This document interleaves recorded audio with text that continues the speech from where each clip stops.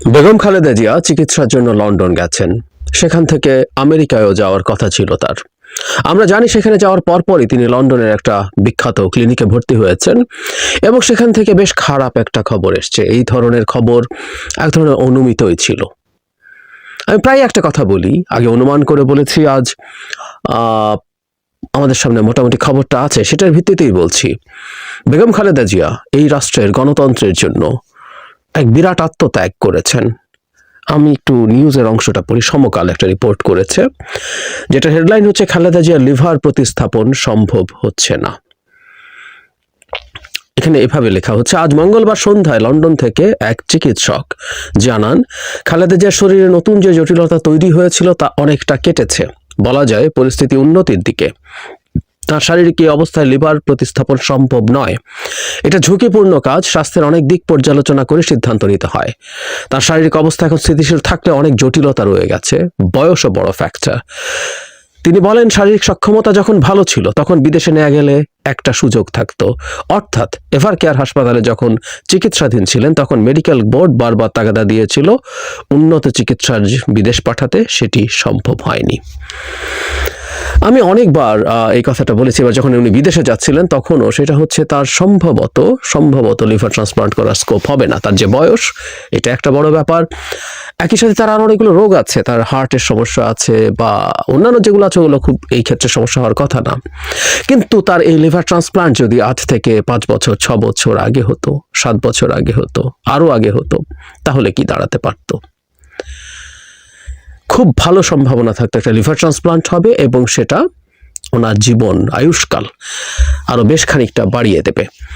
আমরা যারা জানি বেসিকটুকু হচ্ছে, লিভারের সিরোসিস যখন হয়, লিভারের ইনফ্লামেশন থেকে লিভারের সেলগুলো নষ্ট হতে থাকে এবং ওটা এক ধরনের টিস্যু দিয়ে তৈরি হয়, যেটা আসলে লিভার সেলের মতো কাজ করতে পারে না। যখন ট্রান্সপ্লান্ট করে দেয়া হয়, একটা অংশ দিয়ে দেয়া গেলেই এটা খুবই, মানে লিভারের পুরো অংশ দরকার হয় না, একটা অংশই মানুষের শরীরের প্রয়োজনীয়তা মেটাতে পারে। তখন সেই লিভার তাকে বাঁচিয়ে রাখতে পারে খুব চমৎকারভাবে। সেই সুযোগটা শেষ হয়ে গেল। কেন সুযোগটা শেষ হয়ে গেল?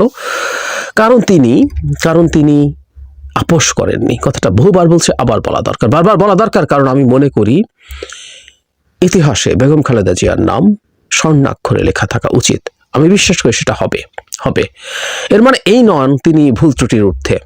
তিনি রাজনৈতিক নেতা হিসাবে তার এক ধরনের রোল আছেন, রাজনৈতিক নেতা হিসাবে একটা দলের প্রধান হিসাবেও তার নিশ্চয়ই ব্যর্থতা আছে।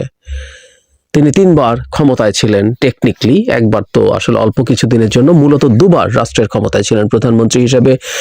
প্রথমবার, দ্বিতীয়বার, দুবারই নিশ্চয়ই তিনি অনেক ভুল করেছেন। বিশেষ করে প্রথমবারের তুলনায় দ্বিতীয়বারে ভুলের পরিমাণ বেশি ছিল।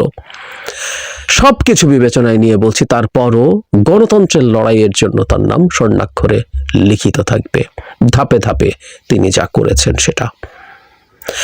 এই আলাপগুলো করা দরকার, কারণ জুলাই অভ্যুত্থানে সরকার পতনের পর বিশেষ করে স্টুডেন্টদের দিক থেকে প্রথম দিকে তারা আস্তে আস্তে তাদের সেই অবস্থান থেকে হয়তো সরে আসছেন কিছুটা। ক্রেডিট ক্লেম করা শুরু হয়েছে যে শেখ হাসিনার পতনের পেছনে ক্রেডিট কার? বিএনপি পারে নাই, বিএনপি 28 অক্টোবর পারে নাই, এতদিন পারেন নাই, এতদিন কেন মানুষ নামে নাই, এসব প্রশ্ন করা হয়েছিল এবং এখনো করা হয়। আমি ব্যক্তিগতভাবে মনে করি আমাদের ঐক্যের ফাটল তৈরি হওয়ার পেছনে এটাও বড় ফ্যাক্টরগুলোর একটা। যাই হোক, সেটা অন্য আলোচনা, আজ সেখানে যাচ্ছি না। কিন্তু একাধিক ভিডিও করেছি, বিশেষ করে মুভমেন্টের পর যখন খুব অল্প সময়ের মধ্যে ক্রেডিট ক্লেম করা শুরু হয়, ইনডিরেক্টলি একজন কথিত মাস্টার মাইন্ডকে সামনে আনা হয় এবং তিনি নিজেও তার বক্তব্যে এই একই ধরনের দাবি ইনডিরেক্টলি করেন, তখন এটা যে সেই কাজ নয়। এবং শুধু সেটা না, বিএনপির মতো একটা দল কিভাবে এই মুভমেন্টটাকে, বিশেষ করে শেখ হাসিনা বিরোধী লড়াইটাকে ধরে রেখেছিল, কি কি কারণে তাদের বিরাট অবদান আছে, সেই আলাপ করেছি। বিএনপিও নয়, জামাত একটা গুরুত্বপূর্ণ রোল প্লে করেছে 15 সাল পর্যন্ত। একটা পর্যায়ে তারা থেমে গিয়েছিল, কিন্তু একটা পর্যায়ে পর্যন্ত তারা যথেষ্ট ভাইব্রেন্ট ছিল। বিশেষ করে তাদের নেতাদের যখন যুদ্ধাপরাধের বিচারের নামে ফাঁসিতে ঝোলানো হচ্ছিল তখন। আর আমরা অন্যান্যদেরকেও ছোট করব কেন, সংখ্যায় হয়তো কম, কিন্তু তারপরও মানে জনসংখ্যার দিক থেকে বলছি, সমর্থক সংখ্যার দিক থেকে বলছি, কর্মী সংখ্যার দিক থেকে বলছি কম, কিন্তু অনেকগুলো রাজনৈতিক দল তারপরও মাঠে ছিল। গণতন্ত্র মঞ্চ খুব ভাইব্রেন্টলি মাঠে ছিল, তারা যথেষ্ট ভালো পারফর্ম করেছে। ইভেন এই 24 সালের শেষের অংশেও যখন নির্বাচনের আগে আর কেউ মাঠে ছিল না, তখন গণতন্ত্র মাঠে ছিল, গণতন্ত্র মঞ্চ মাঠে ছিল। যে কথাটা বলছিলাম, এটা একটা লম্বা লড়াইয়ের ইতিহাস। কিন্তু বেগম খালেদা জিয়ার জায়গাটা কোথায়? আমি এভাবে যদি বলি যে 14 সালে নির্বাচনে যাননি তিনি, তার উপরে যথেষ্ট ইনফ্লুয়েন্স ছিল। কেউ কেউ বলেন উনি 14 সালে নির্বাচনে গেলে ভালো করতেন, কারণ এর আগে সিটি কর্পোরেশন নির্বাচনগুলো ফেয়ার হয়েছিল এবং আওয়ামী লীগ হেরেছিল বিএনপির কাছে। ফলে অনেকে বলছেন যে শেখ হাসিনা কি কি যেন মিনিস্ট্রি টিনিস্ট্রি দিতে চেয়েছে, এগুলো নিলে বিএনপি জিতে যেত। আমি একেবারেই মনে করি না। যে আর্গুমেন্টটা আছে, একটা হাইপোথেসিস আছে এরকম যে সিটি কর্পোরেশন নির্বাচনগুলো আওয়ামী লীগ দিয়ে মূলত টেস্ট করার চেষ্টা করেছে আসলে পরিস্থিতি কি, তারপর তারা ন্যাশনাল ইলেকশনের সেই স্ট্র্যাটেজি ব্যবহার করবে। আমি মনে করি এটা দুটো কারণে ছিল, একটা হলো পরীক্ষা করে দেখা, আর একটা বিএনপিকে নির্বাচনে আনা যায় কিনা এটা দিয়ে এক ধরনের টোপ, যে তুমি তো জিতে গেছো, নির্বাচনে আসো। জাতীয় নির্বাচন শেখ হাসিনা ম্যানিপুলেট করতেন। বিএনপির অধীনে যদি স্বরাষ্ট্র মন্ত্রণালয় তথাকথিত থেকেও থাকতো, কিছু আসতো যেত না। এরকম আরো কয়েকটা মন্ত্রণালয় দিলেও কিছু আসতো যেত না। শেখ হাসিনা যেখানে বসে আছেন, দিনের শেষে সবকিছু সেভাবেই হতো। বরং বিএনপি ওই নির্বাচনে গিয়ে শেষ পর্যন্ত শেখ হাসিনার সরকারকে বৈধতা দিতেন। 18 সালে বিএনপিকে নির্বাচনে যেতে হয়েছিল কারণ তার নিবন্ধন বাতিল হয়ে যেতে পারতো। বাতিল করে সে ধানের শীষ মার্কাটা অন্য কাউকে দিয়ে দেওয়ার প্রবাবিলিটি ছিল। বিএনপি 18 সালেও যে খুবই কনভিন্সড হয়ে নির্বাচনে গেছে, আমি সেটা মনে করি না। কিন্তু সেই নির্বাচনেই আওয়ামী লীগের সাথে আতাত করতে যদি বিএনপি করতো, বিএনপির সাথে সে অফার ছিল, সেখানেই এসে বেগম খালেদা জিয়া তার ট্রিটমেন্ট আরো বেশ আগে নিতে পারতেন। 18 সালের নির্বাচনে তিনি রীতিমতো জেলে, তার আগে তাকে জেলে পাঠানো হয়, এবং তিনি যদি সেই আন্ডারস্ট্যান্ডিং এ আসতেন, উনি জেলে থাকতেন না, উনি জামিন পেয়ে যেতেন, বিদেশে চিকিৎসার জন্য যেতে পারতেন। কিন্তু উনি কম্প্রোমাইজ করেননি। বিএনপি রাস্তায় থেকেছে, ফাইট করেছে। সেই কারণেই শেখ হাসিনাকে ইতিহাসের বিভৎসতম ঘটনাটা ঘটাতে হয়েছিল 18 সালে। জাস্ট খালেদা জিয়া তার সাথে আতাত করেননি বলে, আপোষ করেননি বলে 53 জন প্রার্থী শারীরিকভাবে আহত এবং রক্তাক্ত হয়েছেন। বহু প্রার্থী কারাগারে ছিলেন, এবং সেই কুখ্যাত রাতের ভোট এটা করতে হয়েছিল কারণ বেগম খালেদা জিয়া তার সাথে আতাত করেননি। ওই একটা ভোট আওয়ামী লীগের ক্ষমতায় থাকার লেজিটিমেসি একেবারে শেষ করে দিয়েছিল। 14 এক ধাপ, তারপর 18 এবং 24 সালের কথাও বলছি। 24 সালেও তখন খালেদা জিয়া অনেক দুর্বল হয়ে পড়েছেন, তিনি হসপিটালে ছিলেন সেই সময়টাতে, নির্বাচনের আগে দীর্ঘ সময়। তার সাথে দেখা করেছেন তার দলের বাইরের কোনো রাজনৈতিক নেতা, তাদের সাথে আমার কথা হয়েছে। তারা আমাকে এভাবে বলেছেন, উনি খুব স্ট্রংলি একটা কথা বলেছেন যে কোনোভাবেই নির্বাচনে যাওয়া যাবে না, কেউ যেন নির্বাচনে না যায়। আপনারা কনভিন্স করার চেষ্টা করেন সবাইকে সাথে নিয়ে নির্বাচন থেকে দূরে থাকুন। এখানেও বেগম খালেদা জিয়া কম্প্রোমাইজ করেননি। উনি বাসায় ছিলেন, উনি সরকারি এক্সিকিউটিভ অর্ডারে বাইরে এসছেন, কিন্তু ওনাকে বিদেশে যেতে দেওয়া হচ্ছিল না।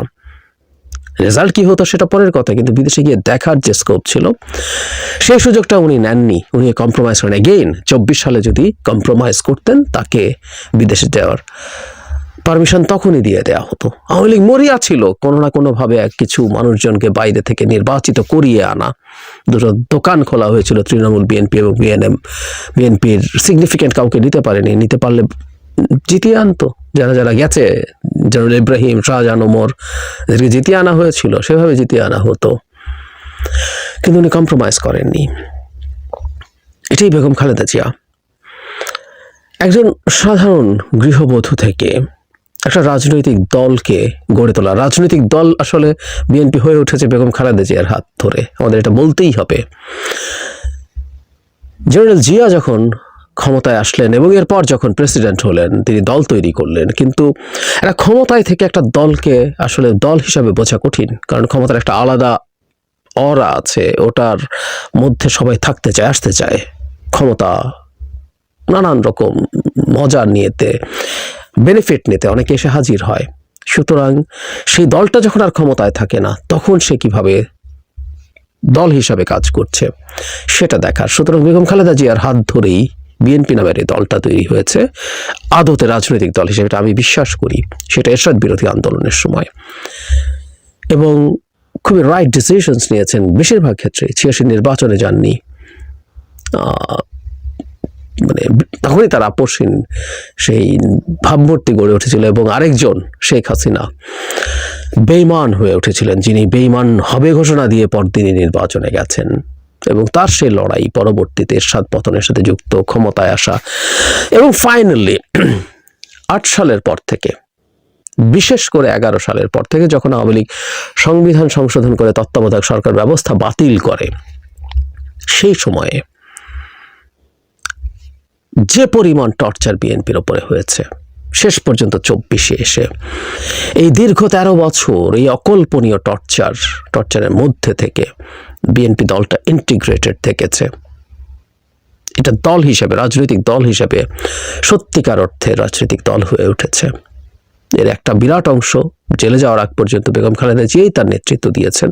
পরবর্তীতে জনাব তারেক রহমান, তিনিও খুবই যোগ্য নেতৃত্ব দিয়ে সেই দলটাকে সেই জায়গাটায় ধরে রাখতে পেরেছেন।